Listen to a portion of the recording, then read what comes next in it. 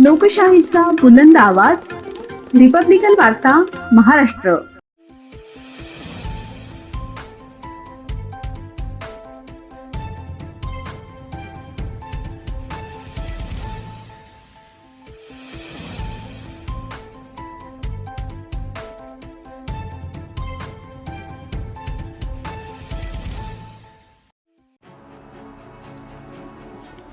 चोरीच्या इराद्याने फिरणाऱ्या इस्माला पकडले. नावगाव विचारले असता तोंड लपवून पळत होता संशयी. फुलंब्री शहरातील सावतामाळी मंदिराजवळ एक इसम संशयास्पद फिरत होता. त्याला नावगाव विचारले असता तो पळत सुटल्याने त्याला पकडून पोलिसांच्या ताब्यात देण्यात आले. दिनांक 16 जुलै रोजी रात्री 11 वाजेदरम्यान शहरातील सावता मंदिर परिसरात एक अनोळखी व्यक्ती कावराबावरा फिरत असल्याने व तो मोटारसायकल चोरी किंवा घरफोडीसारखा अपराध करण्याचा संशय आल्याने येथे राहणारे पत्रकार नंदकुमार हापत व सामाजिक महिला कार्यकर्त्या पुष्पाताई मोरे यांनी त्याला त्याचे नावगाव विचारले असता तो इसम तोंड लपवून पळत सुटला.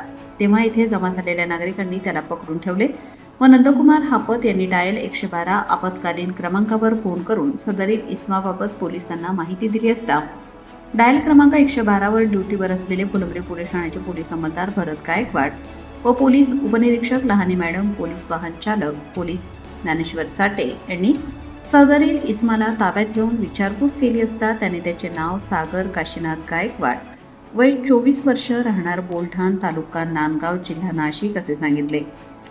पंचांसमक्ष पोलिसांनी त्याची अंगझडती घेतली असता काहीच मिळून आले नाही.